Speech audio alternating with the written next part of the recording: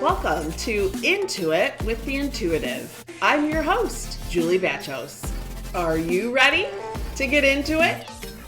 Let's get started. Welcome everybody to episode 5, Psychic Vampires, How to Spot One. Now this may be a new term for some of you. Psychic vampires are also known as energy drainers. They consume your energy instead of your blood. That is why it's important for you to know how to spot one. Now, these energy drainers can show up in all areas of your life, at work, at home, at the gym. Wherever you go, there's the potential of you running into one of them. So it's important that you not only learn how to spot one, but also how to protect yourself, which is what we will be going into today. Now, there's actually some strong evidence that vampires, as consumers of energy, were what actually inspired the legendary version that we see in today's media and entertainment industry, because they drain you mentally, physically, emotionally, and spiritually. Although there is some debate on whether these energy drainers are aware of what they are doing, I personally tend to believe that most of them do not recognize they are even doing it. Now, maybe that's my own Pollyanna view of people, and they do. That's where the debate lies. One thing that is undeniably true is they all have one common trait: an inadequate energy system. This is what causes them to feed upon yours. Psychic vampires can fall on a spectrum from the narcissistic drama queen friend who is always in the middle of a crisis to the manipulative coworker who doesn't care who they step on or hurt to advance their own career. And then there is the psychopathic criminal, which fortunately is not the most common. These psychic vampires may come to you looking for advice or assistance, and then proceed to spend hours of your time using all sorts of excuses as to why your advice won't work. Or they may even accept part of your suggestions, but in a short time will abandon them and be back again seeking more help and advice and more of your time and energy. Psychic vampires get a sort of immediate high off of your energy, but since it doesn't last very long, they continue to come back time and time again. These energy drainers tend to seek out individuals who are empaths, highly sensitive, those who are compassionate and nurturing. So how can you tell if you are under a psychic vampire attack? Well, the number one way that you can tell is if you're feeling emotionally or mentally depleted after being around certain people. So that is your first clue that you are under attack. Prolonged energy loss can cause damage to our energy system itself. Our physical body's central energizing core and its surrounding energy field, known as your aura, are each influenced by the presence of others. This can be seen in the human energy study that was done at Athens State University.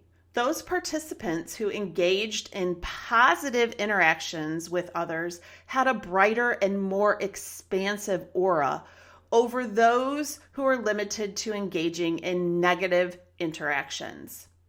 A later study by the Parapsychology Foundation of New York not only confirmed this earlier research, but also showed that certain people were highly skilled at deliberately tapping into and directly feeding upon the aura or energy of others. Now, we'll talk a little bit more about how to see and identify your own aura at the end of this podcast for our activation. One thing that you need to realize is that psychic vampires can have long-term health effects. They are a real threat to your health. The constant energy draining leads to chronic stress. The type of chronic stress that you experience with drained energy can have serious side effects on multiple systems in your body, from the immune system to the cardiovascular system and even your central nervous system. Evidence has shown that those under chronic stress are at a higher risk for chronic problems ranging from autoimmune diseases to heart disease, obesity, and depression. The bottom line is psychic vampires are a threat to your overall health, and you need to learn how to identify them and how to protect yourself. So here are 11 traits of psychic vampires to help you be able to spot those that may already be in your life. Number 1, they are always involved in drama, and drama always follows in their wake. Number 2, they don't take accountability for any situation, and they tend to pin the problems that they experience on others and never are able to accept their part in the matter. Number 3, they are often charismatic and the life of the party, mainly because they love being the center of attention. Number 4, they must always one-up you. They must be in the spotlight and won't share it. They struggle to feel happiness for someone else and instead feel compelled to always compete. Number 5, they diminish your problems and play up their own. They are pros at shifting every conversation and interaction back to themselves. Now, who can relate? That's had a friend or a relative or maybe a boss that did this exact thing. You're sharing a story with this person about something that's happening in your life when all of a sudden you realize that they have somehow turned the topic of the conversation back onto themselves. Healthy relationships have a give and a take. One person should never be monopolizing all of the conversations. If that's happening in one of your relationships, that's a big red flag that person might be a psychic vampire. Proceed with caution. Number 6, they love to play the role of the martyr. Because they need emotional support to boost their self-esteem, they want you to agree with their victim mentality and have become experts at being the martyr in every situation. Number 7, they use your good nature against you by monopolizing your time or your talents and making you feel guilty if you say no. Number 8, they use those guilt trips or ultimatums to get their way. They use shame as a weapon against you and the ultimatums to coerce you into submitting to what they want. Number 9, they are codependent. Every action is designed to elicit a certain reaction from the other individual. Number 10, they criticize or bully you. They could say things like, "How could you be so stupid?" Or, "I can't believe that you can't do that." They can be very convincing of what they deem are our inadequacies. Number 11, they intimidate you using fear. This one hits home for me because I still remember an experience that I had in high school where this psychic vampire was at the time my boyfriend. Now you have to remember this was 30 years ago. So back then I didn't really understand my gifts or that I was an empath and took on other people's emotions. So I had been dating this guy for 2 years and I finally had had enough. I invited him over and broke up with him. As he was walking up the basement stairs to leave, he stopped mid-stair and turned around and looked at me and said, "No one else will ever want you." Now you're probably thinking, Thank God you broke up with him. Sadly, the bottom line is energy drainers, those psychic vampires, can be so damaging in so many ways. The first step to reclaiming your energy from these parasites is to recognize it is being drained from you in the first place. The next step is to start protecting yourself. So how do you protect yourself? I'm going to give you 5 ways that you can start protecting yourself today. Number 1 is to learn how to set boundaries. That means you need to limit your interactions with these psychic vampires. You need to avoid them altogether until you are able to sufficiently protect yourself. Start small and then expand when you can. You have to remember you cannot fix them and you can't give them an inch because they will take it plus more. Number 2, learn how to say no. Now you can do it nicely, but the bottom line is we have to stop feeling guilty when we say no to things that we really don't want to do or we know aren't healthy for us. So how can you say no without simply saying no? Here are some easy ways for you to say no nicely. I'm sorry, I already have plans. I appreciate the invitation, but I can't. You are so kind to think of me, but I'm unable to come. I'm really maxed out right now, so I just can't add anything else. I don't have any openings in my schedule right now. Saying no is protecting your health. Remember that the next time you struggle to say no. The third method to protect yourself is actually something that I teach quite often. It's the finger interlock technique. And this is great not just for protecting your energy, but for a lot of different things like anxiety, depression, and when you have to give a big speech. Once you've learned it, keep your eye out because this technique is used by a lot of famous politicians, singers, and actors. I'll add a video of how to do this on my website in case you're a visual person and find it easier to learn that way. The first thing that you want to do is sit up straight where you're at, put those feet on the floor to ground yourself and take a couple deep breaths. Then you are going to make a circle with your thumb and index finger on each hand. So you have 2 little circles because you're pressing together your thumb and your index finger.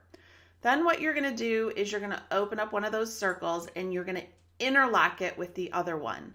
So now your fingers are interlocked and you're still pressing with your thumb and index finger. You're going to press as hard as you can for the count of 10. And while you're pressing, I want you to imagine your body fully enveloped in a white sphere of impenetrable energy. Then relax your hands and say, I am now energized and fully protected. I love this because it's quick, easy, and can be done anywhere in any situation. Method number 4 is be too tired for them. If you're constantly too tired to give them any energy, eventually they will leave you alone. Some of the ways that you can convey that to them is by using some of these simple phrases. I'm sorry, I'm just too depleted right now. I'm exhausted and I'm focusing on my health.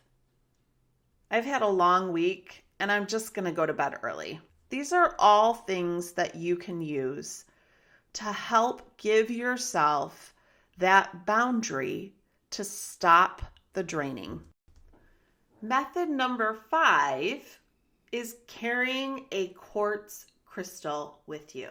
This trusted oldie and a goodie has almost unlimited potential as a psychic empowerment tool. It's a great crystal to help you meet not only personal goals, but also to protect you against psychic vampirism. One of my favorite local stores is Sticks and Stones in Fairfax, Virginia. When you're looking for a crystal for a specific purpose, such as we are in this case, state your intention before you even enter the store. Once I enter the store, I run my hand over the crystals to see if I'm drawn to any particular one. For me, that feels like a vibration or a warming in the palm of my hand. Now, Sticks and Stones keeps their crystals in baskets. So once I'm drawn to a specific basket or type of crystal, I then use my intuition to pick a couple out of the basket and hold them in my hands. Generally from there, I get a sense of which crystal is right for me because it is the one that I feel the highest connection and vibration and warmth with. Once you bring your crystal home, it's very important that you cleanse it. You need to run the stone under cool water. I prefer distilled or filtered, or if you have it, moon water, which is water that you sit outside in a jar on a full moon to collect its energy. Once you've cleansed it, let it dry on a towel, and when it's completely dry, it's time to set your intention. Hold it in the palm of your hand and invite it to be your empowerment partner by working with you to neutralize and defeat psychic vampirism. Once you've set the intention in the crystal, end it with "please stay" to secure that intention in place. Then make sure to carry it with you wherever you go. You can use these techniques separately or together, but they're all powerful tools to help protect you against those energy drainers. Let's end today's podcast with our activation. Today we are going to practice seeing our aura. We will be using the following technique. Hold your hand palm side out at arm's length against a neutral background. Slowly expand your peripheral vision. Then let your eyes fall slightly out of focus, and you will see the aura around your hand as a glow surrounded by an outer halo of bright energy. It takes a bit of time sometimes for you to get the hang of it, but don't give up. The more you practice, the easier it will be. Thanks for joining me today. Don't forget to subscribe so you don't miss any new content. I hope to see you back soon.